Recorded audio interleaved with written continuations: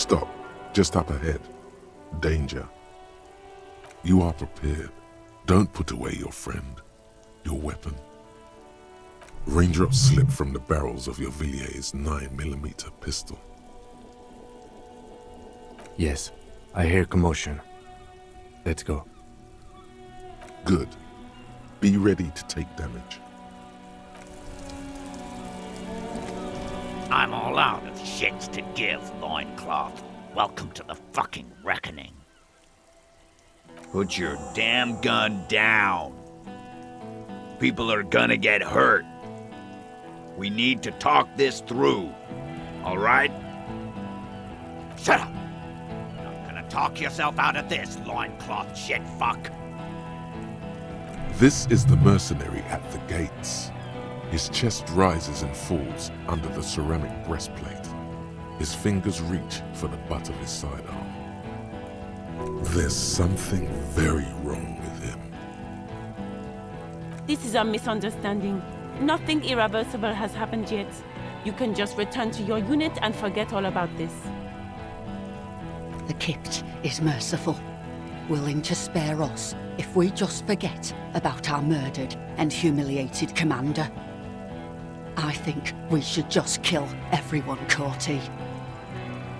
You are all drunk. Come to your senses. You won't gun down 7 people in the middle of the street. This isn't a frontier town or a jungle outpost.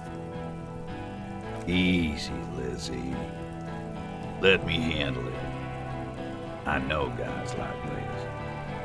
I'm sure we can come to a peaceful agreement. Ain't that right, fellas? He is facing overwhelmingly superior firepower, and he knows it. Peaceful.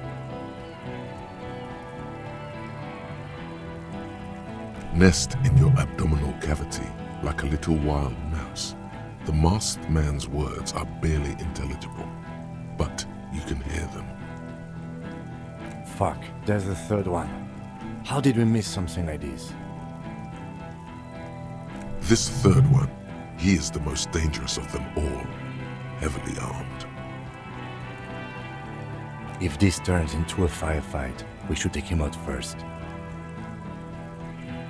My plan is not to get killed, but we have to intervene. The Mercenary Tribunal.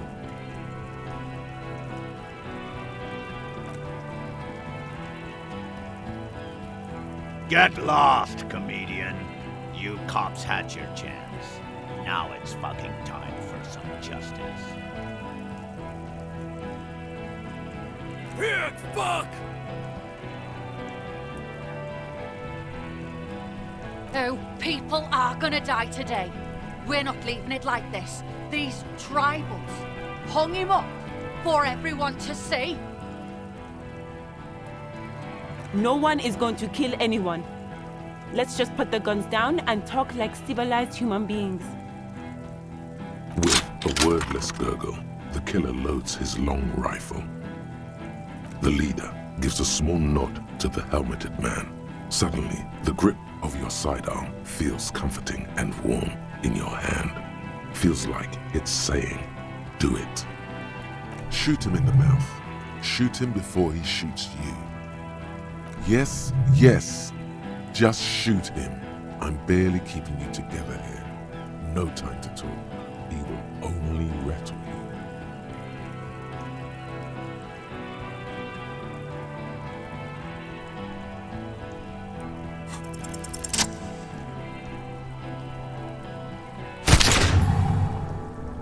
you. A plume of smoke and fire erupts from the gun, and your hand goes numb from the explosion.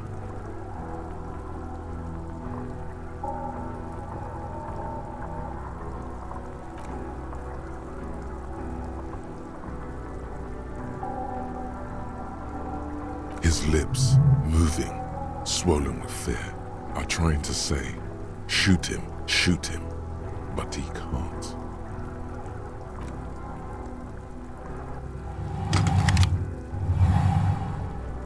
To your right, the killer raises his rifle and takes aim at you. His moves are steady, but the long barrel of the rifle sways, slowly. You leap left. A small angle passes mere millimeters from your side, tearing fabric off your coat. Feels like the lightest of tucks.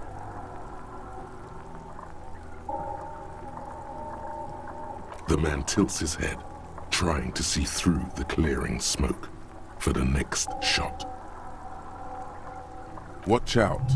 To your left, DePaul is about to take a shot too, at Kim. God, please. Two shots ring at once. One from the lieutenant's pistol, and the other from DePaul's. It's aimed at the lieutenant, but it misses. You hear a scream behind you. Glenn, dying in a puddle of blood behind you. His mangled torso has 2 gunshot wounds. Blood gushes out of them like red geysers. You see 2 crazed eyes stare at you through all the smoke and the panic. With blood gushing from his face, the man raises his pistol at you. Then he squeezes the trigger.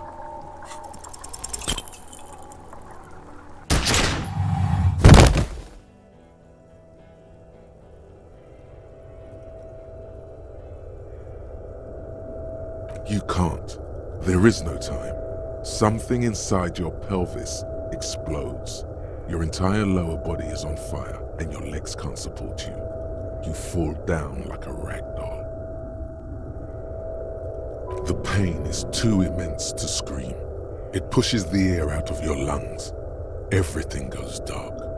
A distant blur as you recede into it.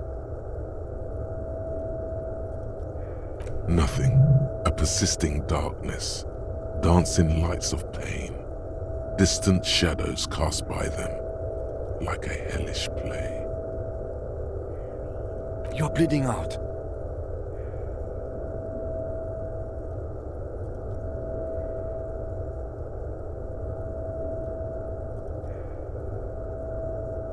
Stay with me.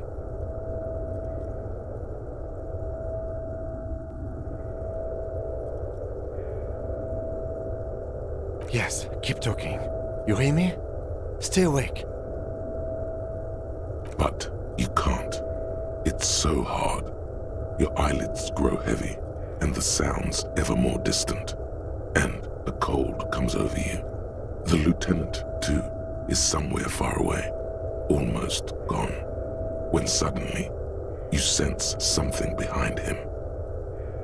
A slender white shadow towering. Someone stands there, raising her pistol at him. The lieutenant does not see it. He's pushing down on your wound with both hands. Scream immediately. He's gonna die. No, you say, and hand out your firearm to him. Your hand trembles and your eyes are full of fear. That's all it takes. There is no room for hesitation. The lieutenant moves like a spring unloaded. He grabs the gun from your bloody hand and fires behind him. You hear a faint scream, a woman's. Then the sound disappears, like someone pressed stop on the tape. The woman is gone. So is Kim. Then the whole world. This is death. One more door, baby. One more door. The fight? There is no fight. The fight is over. It was lost 1,000 years ago. You have laid here forever. Keep falling deeper. Take the door. He's not taking it. His body is not taking it. Oh God, no. He's not disintegrating. He's swelling up instead. Over the hours. Hurting. Moaning in his sleep. and rotting and being disinfected and smelling of drugs and feeling saliva in his mouth, drifting in painkillers, thrashing in his wound sleep. He can't go. Not before the case is solved. There is a radio in the distance. A radio of the world. Playing sounds. Good morning, Elysium. Soon you will return to the world. Hours turn to days. Soon we will get up again and go through it again. Finally we know what the infernal engine was outside. The clarion call. It was him. He is the infernal engine. He never stops. He only gets worse.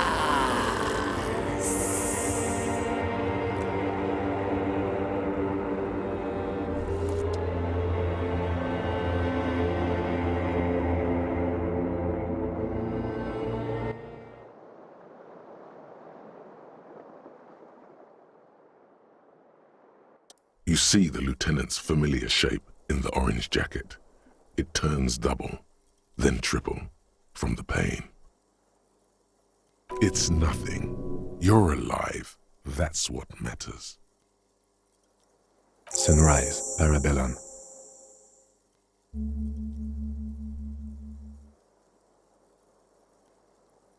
Mr. Gart cleaned it. It took him an entire day. 2 days, in and out. You've been up enough to take Dramamine and curse, and drink water.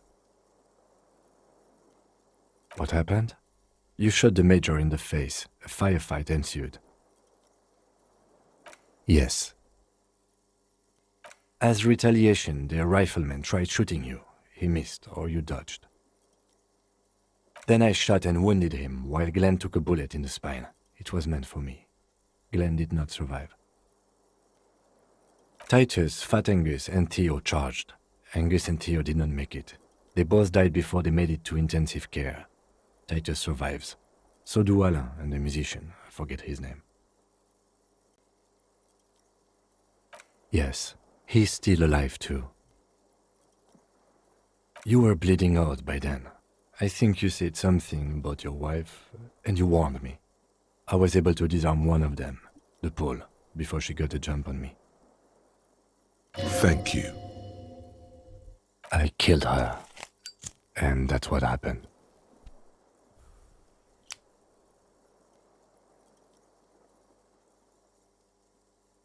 This is the one.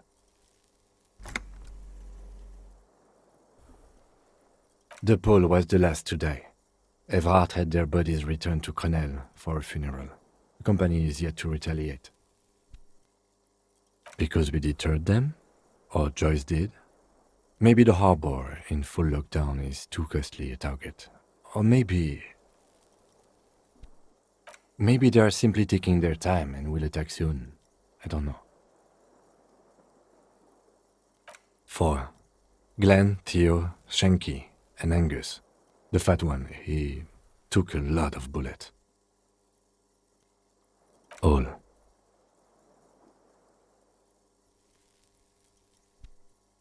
Yes, officer. 6 people are dead. It's not a success. +1. Ruby. But what's done is done. The violence is cordoned off. The Hornets did not get into the beehive. The worst scenario has not materialized. Yet. And we are still alive. Both of us. His smoking, his hunched back. You have it worse, but he took a real beating. That cigarette has medicinal purposes. Reasonably bad. You were shot in the left quadriceps. That's your thigh. The outer side, thankfully, no major arteries were nicked. The bullet was removed and a bacterial infection treated with mercurochrome. We will see. You won't be able to dance much, that's for sure. You should be able to live with limping around, though.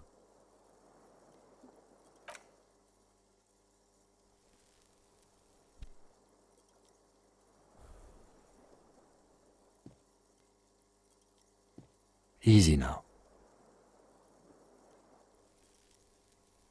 You can take it. Just don't lean on that leg of yours too heavily. Your balance is way off. You feel like you're about to fall over on that thing.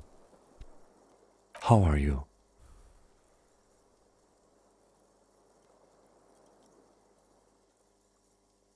The lieutenant doesn't reply, just looks at you teetering on your feet. I honestly don't know. We can't talk to Everard. The harbor is in lockdown. Everyone in there is outside our grasp now, and Joyce has left too. Yes, she left yesterday morning, to meet the board of Wild Pines, or that is what I've heard. There's a pin somewhere in the machine that keeps Connell from sending in a death squad. Maybe it's her. Maybe she kept her hand. Either way, Ruby's gone, and Klaasje too. We really should have arrested her, you know? Oh yes, she left 20 minutes prior to the tribunal showing up. I asked Mr. Gart. Turns out it was a bad idea not to arrest her, but maybe it was a good deed that will pay off in heaven. Who would have figured? That was our job to find out, wasn't it? Honestly, I just don't know. Our circle of suspects is dead and gone. It's not a circle at all. It's a ruin. Honestly, I think our investigation has not produced a single credible suspect.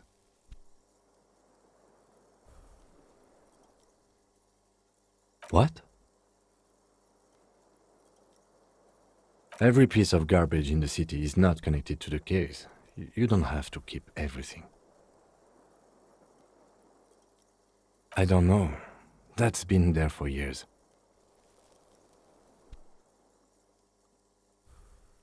It's extremely easy. There are thousands lying around from the war, all completely unusable. It's precisely how easy it is that makes that bullet useless. We could find thousands more if we wanted. All of Revachol is full of them. He arches his brow. The ceiling fan patiently spins overhead. It really is very hard. Are you ready to limp?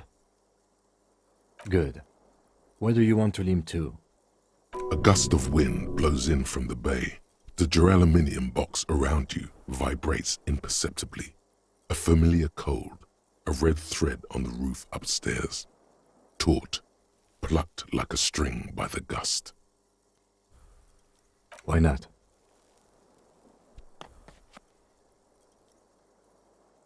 Another look at the window, perhaps? The one he was shot through. I don't know. I can't think of anything better.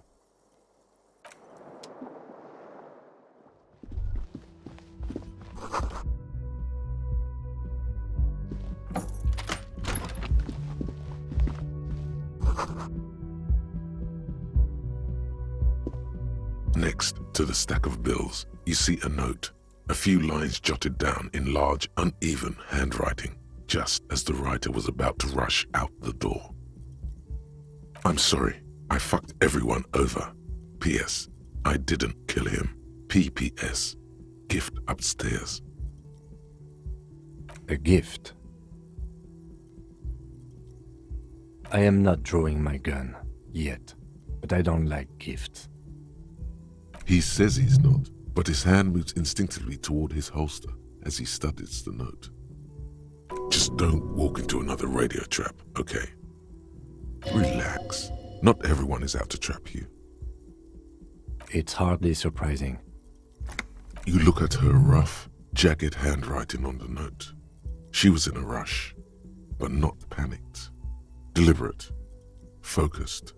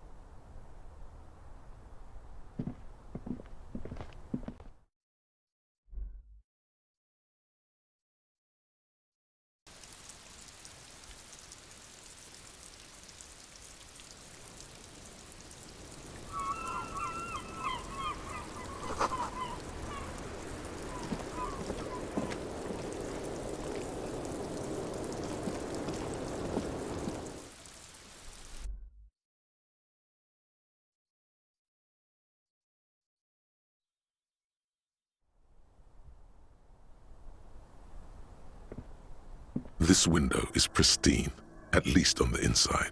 A red thread has been taped to the glass using adhesive tape. It trembles ever so slightly in the cold wind.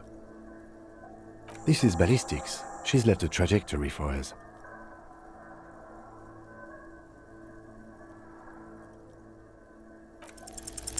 Golden light melts away into the blue, glassy darkness of your mind. In it are two neon-lit shapes, a man and a woman on the single bed. Like the witness said, the man is kneeling, the woman is on her back. It's the night of March 4th and a shot has just been fired. The man looks directly at the woman. The shot's possible directions converge in his mouth, a ray cast from somewhere outside, entering his brain. The red thread bisecting the room shows the trajectory of the bullet. From the roof outside, location A prime, the glass fractures around the bullet hole, shards face inwards like a corona behind the woman's back.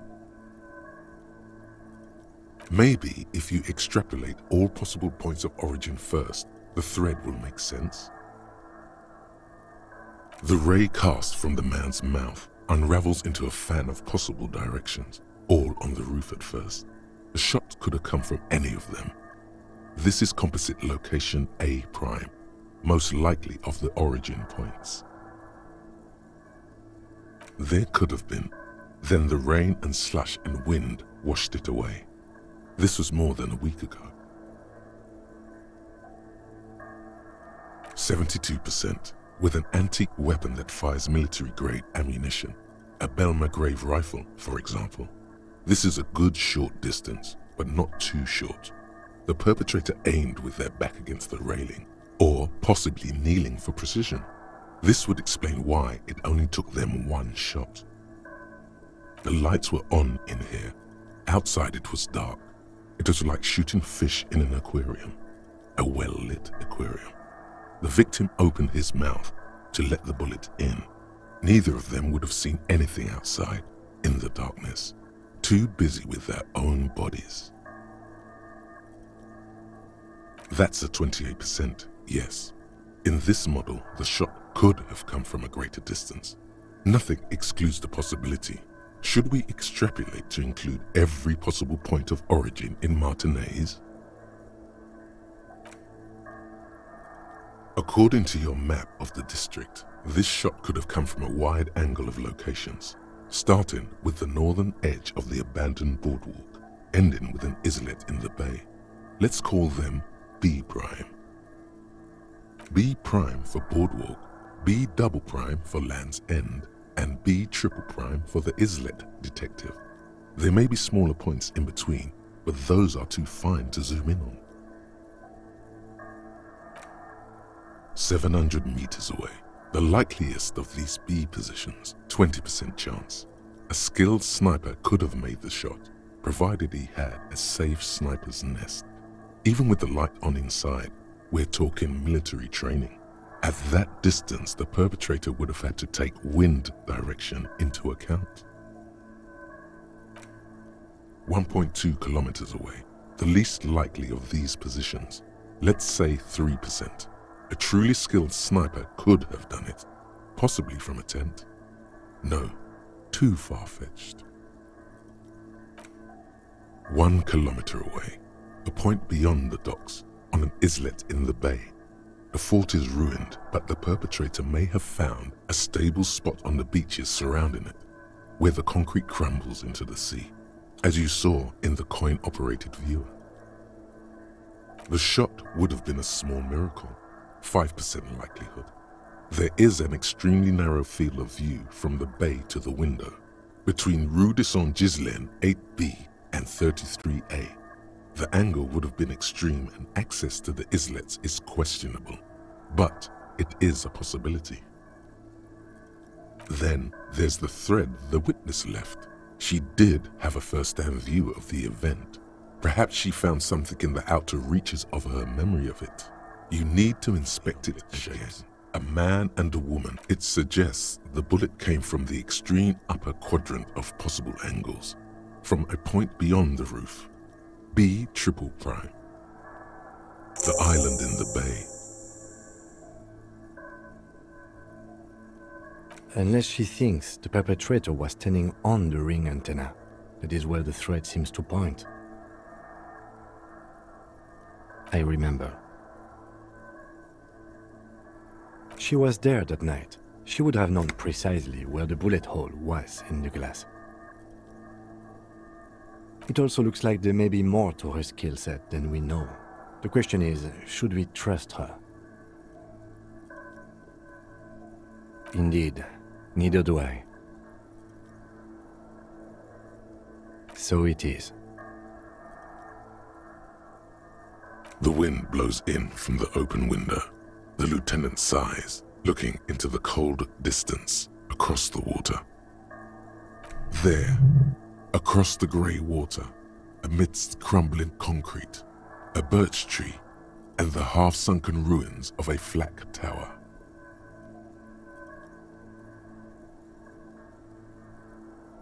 Could be the makings of a sniper's nest. Why not? Military fortifications are made for that kind of thing. Of course. I mean, how do we get there?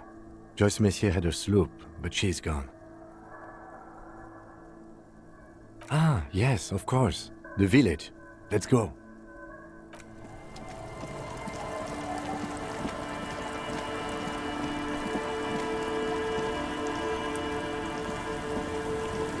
Officer, what happened? You're limping. Why are you limping? You look terrible. She sounds almost disappointed with you, reprimanding you for falling and hurting your knee. Look at you, you can barely walk. Is this from the shooting in town? We heard gunshots. Not that we don't hear gunshots all the time, but they were closer than usual.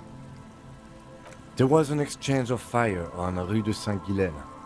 It's nothing to be worried about, madame. You didn't only get shot.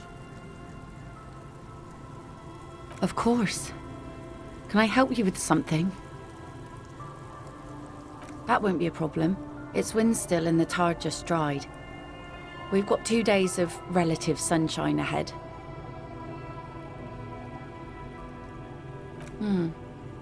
Used to be some kind of fortification there before the war. For the communards. An anti-aircraft gun, I think. Bombed to bits in the landing. I haven't been there myself. Always steered clear of it. Who has been there? My husband used to drink there. Him and his drinking buddies. Always seemed like a bad place to drink to me. People died there during the landing, you know. My mother told me. Hundreds, maybe thousands even. The kids sometimes go there too. I know they do. On barges. I tell them not to, but they bring back old bullet casings and such. The twins. God forbid they bring the girl along on some rickety barge. Can we maybe ask your twins about that place before we go? Would that be alright? Be my guest. They have a strange way of talking. See if you can get anything useful out of them. I seldom do. If you promise to bring it back, and no scraping the hull, I just got it nice and yellow, and no drinking on the boat, and no joyriding either. Of course, ma'am. It's only for a day or two. Official police business. Aye. The crow's feet disappear from the corners of her eyes as she smiles at you. Well, most of it's sunken. Underwater. That means concrete underwater. Cut your boat if you're not careful. Be sure to enter from the south side. Water's deep there. Aye, aye, Captain. Please be conservative with the fuel, will you? Just filled her up, but it's a small tank.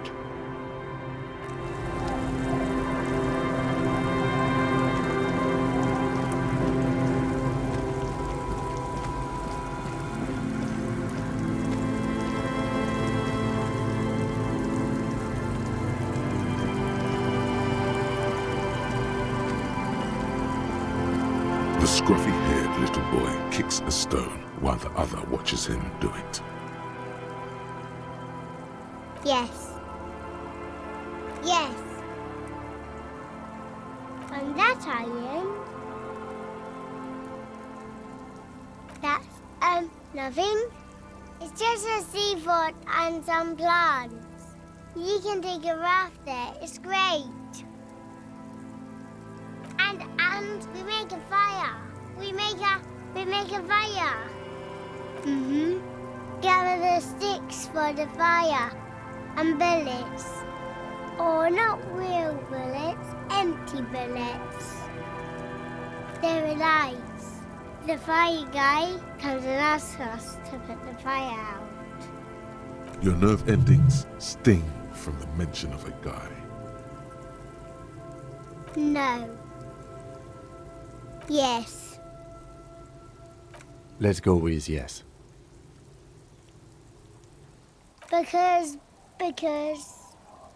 he asks to put the fire out. I don't know.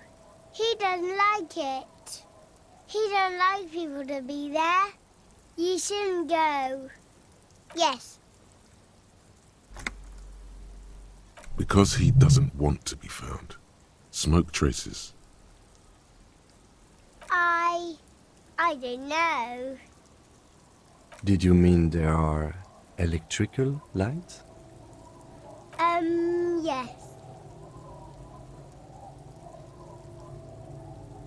No, he doesn't live there.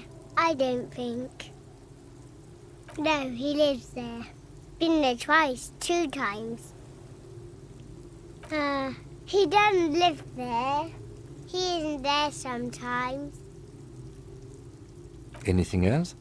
What does this guy look like? I don't know. We ran. He just yelled we shouldn't be there. Our father killed himself. Don't say that, he didn't.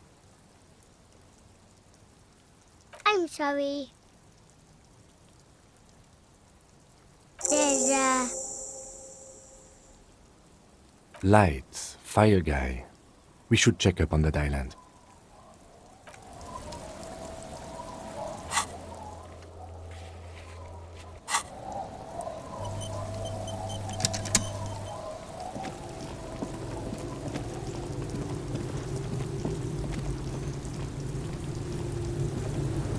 Be careful out there.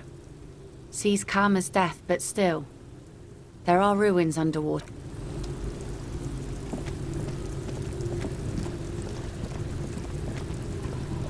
A skiff with a small steering engine in the back floats on the calm mirror of the sea. Its 2 seats are empty. The boat's belly is a shiny yellow color, industrial paint over fresh tar. You see it reflect off the water, along with the factory number, A72. Once you get in, that's it. One pull of the starter handle, and you're off into the bay. A strange trepidation comes over you. Are you sure you want to go now? Have you made all the necessary preparations? Closed all your accounts? Remember what the net picker said. It's a small tank. You won't be going back and forth on this.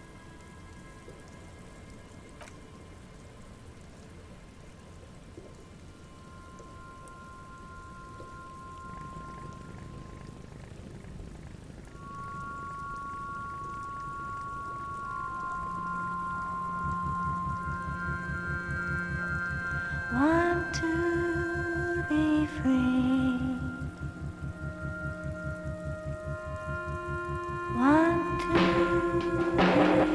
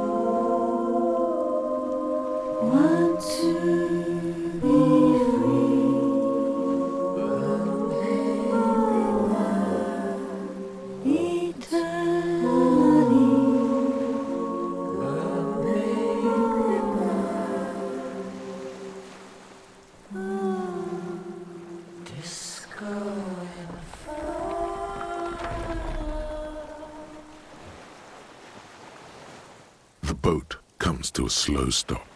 The lieutenant turns the engine off. Then there's silence. In the silence, a sputter of wings. A flock of quails takes off in the distance. Let's go.